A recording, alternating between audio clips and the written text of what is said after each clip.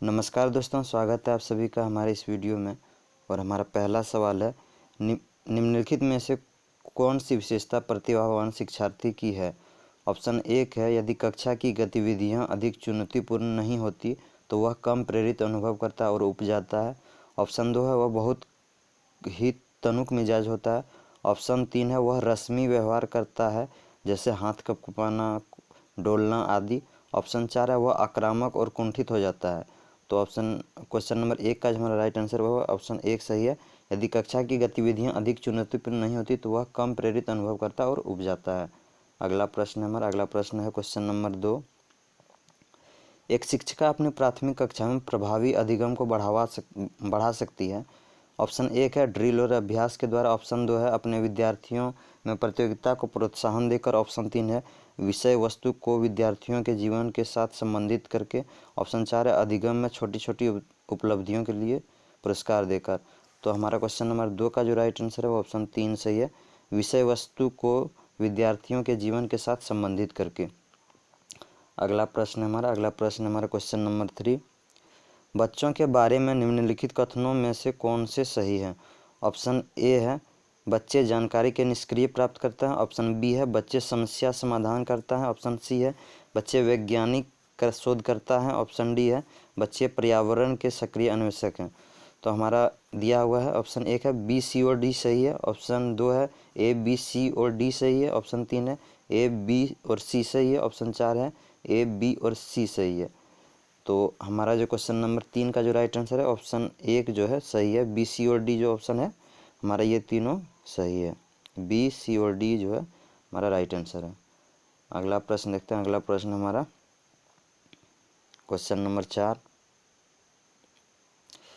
विद्यार्थियों में संप्रत्यात्मक विकास को प्रोत्साहन देने के लिए निम्नलिखित में से कौन सी विधि सबसे प्रभावी है। ऑप्शन एक है, यदि करने के लिए कहकर विद्यार्थियों के गलत विचारों को सही विचारों में बदलना। ऑप्शन दो है, विद्यार्थियों को बहुत से उदाहरण देना और उन्हें तर्क शक्ति का उपयोग करने के लिए प्रोत्साहित करना। ऑप्शन तीन है, जब तक विद्यार्थियों में वांछित संप्रत्यात्मक परिवर्तन न हो जाए तब तक दंड का उपयोग करना। ऑप्शन चार है, पुराने प्रतियों से किसी संदर्भ के बिना नए प्रतियों को अपने आप जाना चाहिए। तो चार का जो हमारा राइट आंसर है वो है ऑप्शन दो सही है, विद्यार्थियों को बहुत से उदाहरण देना और उन्हें तर्क शक्ति का उपयोग करने के लिए प्रोत्साहित करना। अगला प्रश्न देखते हैं। अगला प्रश्न है हमारा क्वेश्चन नंबर पाँच। निम्नलिखित प्राथमिक विद्यालय के बच्चे उस वातावरण में सबसे प्रभावी ढंग से सीखेंगे। ऑप्शन एक है, जहां शिक्षक एकाधिकारवादी और स्पष्ट आदेश देता है कि क्या किया जाना चाहिए। ऑप्शन दो है, जहां मूल रूप से पढ़ने लिखने और गणित की संज्ञानात्मक कुशलताओं पर ही ध्यान केंद्रित होता है और बल दिया जाता है। ऑप्शन तीन है, जहां शिक्षक सारे अधिगमों में आगे होता है और विद्यार्थियों से निष्क्रिय रहने की अपेक्षा करता है। ऑप्शन चार है, जहां उनकी संवेगात्मक आवश्यकताओं की पूर्ति होती है और वे अनुभव करते हैं कि वे महत्वपूर्ण हैं। तो पाँच का जो हमारा राइट आंसर है वो ऑप्शन चार सही है, जहां उनकी संवेगात्मक आवश्यकताओं की पूर्ति होती है और वे अनुभव करते हैं कि वे महत्वपूर्ण हैं। अगला प्रश्न देखते हैं। अगला प्रश्न हमारा क्वेश्चन नंबर छः। एक बच्चा खिड़की के सामने से एक कौवे को उड़ता हुआ देख और कहता है, एक पक्षी। इससे बच्चे के विचार के बारे में क्या पता चलता है। ऑप्शन एक है, बच्चे की स्मृतियां पहले से भंडारित होती हैं। ऑप्शन बी है, बच्चे में पक्षी का प्रत्यय विकसित हो चुका है। ऑप्शन सी है, बच्चे ने अपने अनुभव बताने के लिए भाषा के कुछ उपकरणों का विकास कर लिया है। तो हमारा पहला ऑप्शन एक है, बी और सी। ऑप्शन दो है, ए बी और सी। ऑप्शन तीन है केवल बी। ऑप्शन चार है ए और बी। तो छः का जो हमारा राइट आंसर वो है ऑप्शन दो सही है, मतलब ए बी और सी जो है तीनों सही आंसर है। अगला प्रश्न देखते हैं। अगला प्रश्न हमारा क्वेश्चन नंबर सात है। कोई शिक्षिका अपने विद्यार्थियों को ऐसा क्या कहे कि उन्हें भीतरी प्रेरणा के साथ कार्य करने के लिए प्रोत्साहित कर सके। ऑप्शन एक है, तुम उसके जैसे क्यों नहीं हो सकते, देखो उसने इसे एकदम ठीक कर दिया। ऑप्शन दो है, काम जल्दी पूरा करो तो तुम्हें एक टॉफ़ी मिलेगी। ऑप्शन तीन है, इसे करने की कोशिश करो तुम सीख जाओगे। मैं सीखना विद्यार्थी की आंतरिक प्रेरणा है, जबकि किसी से पहले कार्य समाप्त कर प्रेरित करने में कार्य करने वाला व्यक्ति बाहरी प्रेरणा के रूप में कार्य कर रहा है। ऑप्शन चार है, चलो उसे करने से पहले समाप्त कर लो। तो सात का जो राइट आंसर है हमारा ऑप्शन तीन जो है वो सही है। अगला प्रश्न देखते हैं। अगला प्रश्न हमारा क्वेश्चन नंबर आठ। कोई शिक्षिका अपने विद्यार्थियों को अध्ययन करने हेतु आंतरिक रूप से उत्प्रेरित करने के लिए कैसे प्रोत्साहित कर सकती है? ऑप्शन 1 है प्रतियोगितात्मक परीक्षण से। ऑप्शन 2 है व्यक्तिगत लक्ष्य निर्धारित करने और उनमें निपुणता पाने में उन्हें मदद देकर। ऑप्शन 3 है साफ दिखाई पड़ने वाले इनाम देकर, जैसे टॉफ़ी। ऑप्शन 4 है उनमें चिंता और डर पैदा करके। तो 8 का जो हमारा राइट आंसर वो है ऑप्शन 2 सही है, व्यक्तिगत लक्ष्य निर्धारित करने और उनमें निपुणता पाने में उन्हें मदद कर। अगला प्रश्न देखते हैं। अगला प्रश्न है हमारा क्वेश्चन नंबर 9। किसी प्रारंभिक कक्षा में प्रभावशाली शिक्षक का उद्देश्य विद्यार्थियों को उत्प्रेरित करना होगा। ऑप्शन 1 है रटकर याद करने के लिए, जिससे वे प्रत्यास्मरण करने में अच्छे बने। ऑप्शन 2 है दंडात्मक उपायों का प्रयोग करके, जिसमें वे शिक्षक का सम्मान करें। ऑप्शन 3 है ऐसे काम करने के लिए जिससे परीक्षा के अंत में वे अच्छे अंक पा सकें। ऑप्शन 4 है सीखने के लिए, जिससे वे जिज्ञासु बने और सीखने के लिए ही सीखना पसंद करें। तो 9 का जो राइट आंसर है ऑप्शन 4 सही है, सीखने के लिए, जिससे वे जिज्ञासु बने और सीखने के लिए ही सीखना पसंद करें। अगला प्रश्न हमारा क्वेश्चन नंबर 10। निम्नलिखित में से कौन सा उदाहरण प्रभावशाली विद्यालय की प्रथा का है? ऑप्शन 1 है शारीरिक दंड। ऑप्शन 2 है व्यक्ति सापेक्ष अधिगम। ऑप्शन 3 है प्रतियोगितात्मक कक्षा। ऑप्शन 4 है निरंतर तुलनात्मक मूल्यांकन। तो 10 का जो राइट आंसर वो है हमारा ऑप्शन 2 सही है, व्यक्ति सापेक्ष अधिगम जो है हमारा राइट आंसर है। अगला प्रश्न देखते हैं। अगला प्रश्न हमारा क्वेश्चन नंबर 11 है। विकास का सिरा पदाभिमुख दिशा सिद्धांत व्याख्या करता है कि विकास इस प्रकार आगे बढ़ता है। ऑप्शन 1 है भिन्नों से एकीकृत कार्यों की ओर। ऑप्शन 2 है सिर से पैर की ओर। ऑप्शन 3 है ग्रामीण से शहरी क्षेत्र की ओर। ऑप्शन 4 है समान से विशिष्ट की ओर। तो 11 का जो हमारा राइट आंसर वो ऑप्शन 2 सही है, सिर से पैर की ओर। अगला प्रश्न देखते हैं। अगला प्रश्न है हमारा क्वेश्चन नंबर 12। क्वेश्चन नंबर 12 है भाषा विकास के लिए सबसे संवेदनशील समय निम्नलिखित में से कौन सा है?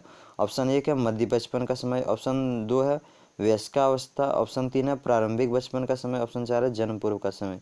तो 12 का जो राइट आंसर हमारा ऑप्शन 3 जो है वो सही है, प्रारंभिक बचपन का समय जो होता है भाषा विकास के लिए सबसे संवेदनशील समय होता है। अगला प्रश्न देखते हैं। अगला प्रश्न हमारा क्वेश्चन नंबर 13। एक 6 वर्ष की लड़की खेलकूद में असाधारण योग्यता का प्रदर्शन करती है। उसके माता पिता दोनों ही खिलाड़ी होते हैं। उसे नित्य प्रशिक्षण प्राप्त करने भेजते हैं, सप्तांत में उसे प्रशिक्षण देते हैं। बहुत संभव है कि उसकी क्षमताएं निम्नलिखित दोनों के बीच परस्पर प्रतिक्रिया का परिणाम होंगी। ऑप्शन 1 है वृद्धि और विकास। ऑप्शन 2 है स्वास्थ्य और प्रशिक्षण। ऑप्शन 3 है अनुशासन और पौष्टिकता। ऑप्शन 4 है आनुवंशिकता और पर्यावरण। तो 13 का जो हमारा राइट आंसर है वो ऑप्शन 4 सही है, आनुवंशिकता और पर्यावरण। अगला प्रश्न देखते हैं। अगला प्रश्न है हमारा क्वेश्चन नंबर 14। निम्नलिखित में से कौन से समाजीकरण के गौण वाहक हो सकते हैं? ऑप्शन 1 है विद्यालय और पास पड़ोस। ऑप्शन 2 है विद्यालय और निकटतम परिवार के सदस्य। ऑप्शन 3 है परिवार और रिश्तेदार। ऑप्शन 4 है परिवार और पास पड़ोस। तो 14 का जो राइट आंसर है वो है हमारा ऑप्शन 1 सही है, विद्यालय और पास पड़ोस। अगला प्रश्न है हमारा क्वेश्चन नंबर 15। लेव वाइगोत्स्की के अनुसार संज्ञानात्मक विकास का मूल कारण है। ऑप्शन 1 है सामाजिक अन्योन्यक्रिया। ऑप्शन 2 है मानसिक प्रारूप स्कीमाज का संयोजन। ऑप्शन 3 है उद्दीपक अनुक्रिया का युग्मन। ऑप्शन 4 है संतुलन। तो 15 का जो राइट आंसर है हमारा ऑप्शन 1 सही है, सामाजिक अन्योन्यक्रिया। लेव वाइगोत्स्की के अनुसार संज्ञानात्मक विकास का मूल कारण सामाजिक अन्योन्यक्रिया है। अगला प्रश्न देखते हैं। अगला प्रश्न हमारा क्वेश्चन नंबर 16 है।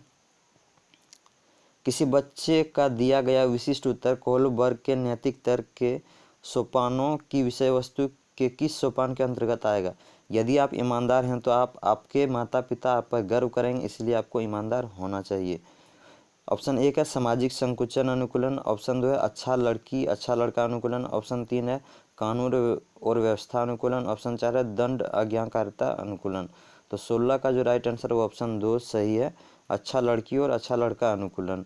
अगला प्रश्न देखते हैं। अगला प्रश्न हमारा क्वेश्चन नंबर 17। जीन पियाजे के अनुसार अधिगम के लिए निम्नलिखित में से क्या आवश्यक है? ऑप्शन 1 है वयस्कों के व्यवहार का अवलोकन। ऑप्शन 2 है ईश्वरीय न्याय पर विश्वास। ऑप्शन 3 है शिक्षकों और माता पिता पर पुनर्बुलन। ऑप्शन 4 है शिक्षार्थी के द्वारा पर्यावरण की सक्रिय खोजबीन।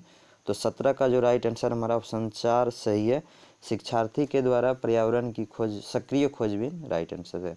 अगला प्रश्न देखते हैं। अगला प्रश्न हमारा क्वेश्चन नंबर 18।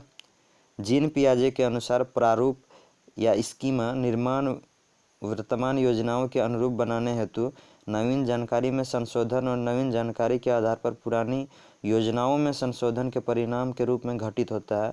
इन दो प्रक्रियाओं को जाना जाता है। ऑप्शन 1 है समावेशन और अनुकूलन के रूप में, ऑप्शन 2 है साम्यीकरण और संशोधन के रूप में, ऑप्शन 3 है समावेशन और समायोजन के रूप में, ऑप्शन 4 है समायोजन और अनुकूलन के रूप में। तो 18 का जो हमारा राइट आंसर वो है ऑप्शन 3 सही है, समावेशन और समायोजन के रूप में। अगला प्रश्न देखते हैं। अगला प्रश्न है हमारा क्वेश्चन नंबर 19। किसी प्रगतिशील कक्षा की व्यवस्था में शिक्षक एक ऐसे वातावरण को उपलब्ध कराकर अधिगम को सुगम बनाता है जो ऑप्शन 1 है नियामक है, ऑप्शन 2 है समावेशन को हतोत्साहित करता है, ऑप्शन 3 है आवृत्ति को बढ़ावा देता है, ऑप्शन 4 है खोज को प्रोत्साहन देता है। तो 19 का जो राइट आंसर है ऑप्शन 4 सही है, खोज को प्रोत्साहन देता है। अगला प्रश्न देखते हैं। अगला प्रश्न हमारा क्वेश्चन नंबर 20 है। हावर्ड गार्डनर का बहुबुद्धि सिद्धांत सुझाता है कि ऑप्शन 1 है बुद्धि को केवल बुद्धि लब्धि IQ परीक्षा से ही निर्धारित किया जा सकता है, ऑप्शन 2 है शिक्षक को चाहिए कि विषय वस्तु को वैकल्पिक विधियों से पढ़ाने के लिए बहुबुद्धियों को एक रूपरेखा की तरह ग्रहण करें, ऑप्शन 3 है क्षमता भाग्य है और एक अवधि के भीतर नहीं बदलती, ऑप्शन 4 है हर बच्चे को प्रत्येक विषय 8 भिन्न तरीकों से पढ़ाया जाना चाहिए ताकि सभी बुद्धियाँ विकसित हो। तो 20 का जो राइट आंसर है हमारा वो ऑप्शन 2 सही है। शिक्षकों को चाहिए कि विषय वस्तु को वैकल्पिक विधियों से पढ़ाने के लिए बहुबुद्धियों को एक रूपरेखा की तरह ग्रहण करें। तो अगला प्रश्न देखते हैं। अगला प्रश्न हमारा क्वेश्चन नंबर 21। कोई 5 साल की लड़की एक टी शर्ट को तह करते हुए अपने आप से बात करती है। लड़की द्वारा प्रदर्शित व्यवहार के संदर्भ में निम्नलिखित में से कौन सा कथन सही है? ऑप्शन 1 है जीन पियाजे इसे अहंकेंद्रित भाषा कहेगा और लेव वाइगोत्स्की इसकी व्याख्या बच्चे के द्वारा निजी भाषा से अपनी क्रियाओं को नियमित करने के प्रयासों के रूप में करेगा। ऑप्शन 2 है जीन पियाजे इसकी व्याख्या सामाजिक अन्योन्य क्रिया के रूप में करेगा और लेव वाइगोत्स्की इसे खोजबीन मानेगा। ऑप्शन 3 है जीन पियाजे और लेव वाइगोत्स्की इसकी व्याख्या बच्चे के द्वारा अपनी माँ के अनुकरण के रूप में करेंगे। ऑप्शन 4 है जीन पियाजे और लेव वाइगोत्स्की इसकी व्याख्या बच्चे के विचारों की अहं केंद्रित प्रकृति के रूप में करेंगे। तो 21 का जो हमारा राइट आंसर है वो है ऑप्शन 1 सही है हमारा। जीन पियाजे इसे अहं केंद्रित भाषा कहेगा और लेव वाइगोत्स्की इसकी व्याख्या बच्चे के द्वारा निजी भाषा से अपने क्रियाओं को नियमित करने के प्रयासों के रूप में करेगा। ये हमारा राइट आंसर है ऑप्शन 1। अगला प्रश्न देखते हैं हम। अगला प्रश्न है हमारा क्वेश्चन नंबर 22। लिंग है ऑप्शन 1 है शारीरिक संरचना, ऑप्शन 2 है सहज गुण, ऑप्शन 3 है सामाजिक संरचना, ऑप्शन 4 है जैविक सत्ता। तो 22 का जो हमारा राइट आंसर वो है ऑप्शन 3 सही है, सामाजिक संरचना। अगला प्रश्न देखते हैं। अगला प्रश्न है हमारा क्वेश्चन नंबर 23। लेव वाइगोत्स्की के समाज संरचना सिद्धांत में दृढ़ विश्वास रखने वाले शिक्षक के नाते आप अपने बच्चों के आकलन के लिए निम्नलिखित में से किस विधि को वरीयता देंगे? ऑप्शन 1 है मानकीकृत परीक्षण, ऑप्शन 2 है तथ्यों पर आधारित प्रत्यास्मरण के प्रश्न, ऑप्शन 3 है वस्तुपरक बहुविकल्पीय प्रकार के प्रश्न, ऑप्शन 4 है सहयोगी प्रोजेक्ट। तो 23 का जो हमारा राइट आंसर है वो ऑप्शन 4 सही है, सहयोगी प्रोजेक्ट। अगला प्रश्न देखते हैं। अगला प्रश्न हमारा क्वेश्चन नंबर 24। अपनी कक्षा की व्यक्तिगत भिन्नताओं से निपटने के लिए शिक्षक को चाहिए कि ऑप्शन 1 बच्चों को उनके अंकों के आधार पर अलग कर उनको नामित करें, ऑप्शन 2 है बच्चों से बातचीत करें और उनके दृष्टिकोण को महत्व दें, ऑप्शन 3 है विद्यार्थियों के लिए कठोर नियमों को लागू करें, ऑप्शन 4 है शिक्षक और आकलन के समान और मानक तरीके हो। तो 24 का जो हमारा राइट आंसर वो है ऑप्शन 2 सही है, बच्चों से बातचीत करें और उनके दृष्टिकोण को महत्व दें। अगला प्रश्न देखते हैं। अगला प्रश्न हमारा क्वेश्चन नंबर 25। आकलन उद्देश्यपूर्ण होता है यदि ऑप्शन 1 है इससे विद्यार्थियों और शिक्षकों को प्रतिपुष्टि फीडबैक प्राप्त हो, ऑप्शन 2 है यह केवल एक बार वर्ष के अंत में हो, ऑप्शन 3 है विद्यार्थियों की उपलब्धियों में अंतर करने के लिए तुलनात्मक मूल्यांकन किया जाए, ऑप्शन 4 है इससे विद्यार्थियों में भय और तनाव का संचार होता है। तो 25 का जो राइट आंसर है हमारा ऑप्शन 1 सही है, इससे विद्यार्थियों और शिक्षकों को प्रतिपुष्टि या फीडबैक प्राप्त हो। अगला प्रश्न देखते हैं। अगला प्रश्न हमारा है क्वेश्चन नंबर 26 है। राष्ट्रीय पाठ्यचर्या की रूपरेखा NCF 2005 के अनुसार शिक्षक की भूमिका है। ऑप्शन 1 है अधिनायकीय, ऑप्शन 2 है अनुमतिपरक, ऑप्शन 3 है सुविधादाता, ऑप्शन 4 है सत्तावादी। तो 26 का जो हमारा राइट आंसर वो है ऑप्शन 3 सही है, सुविधादाता। अगला प्रश्न देखते हैं। अगला प्रश्न है हमारा क्वेश्चन नंबर 27। अनुसंधान सुझाते हैं कि एक विविध कक्षा में अपने विद्यार्थियों से शिक्षिका की अपेक्षाएं विद्यार्थियों की अधिगम, ऑप्शन 1 है का एकमात्र निर्धारक होती है, ऑप्शन 2 है के साथ संबंधित नहीं मानी जानी चाहिए, ऑप्शन 3 है पर कोई प्रभाव नहीं छोड़ती, ऑप्शन 4 है पर महत्वपूर्ण प्रभाव छोड़ती है। तो 27 का जो हमारा राइट आंसर है वो ऑप्शन 4 सही है, पर महत्वपूर्ण प्रभाव छोड़ती है। अगला प्रश्न देखते हैं हम। अगला प्रश्न हमारा क्वेश्चन नंबर 28।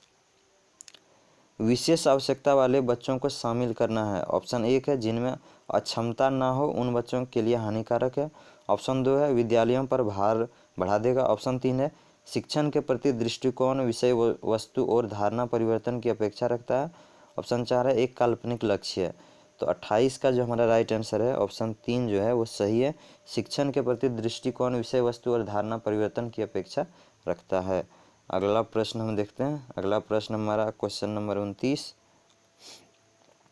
विविध प्रकार की सामाजिक, आर्थिक और सांस्कृतिक पृष्ठभूमि के बच्चे से युक्त कक्षा सभी विद्यार्थियों के अधिगम और अनुभवों को बढ़ाती है, यह कथन है।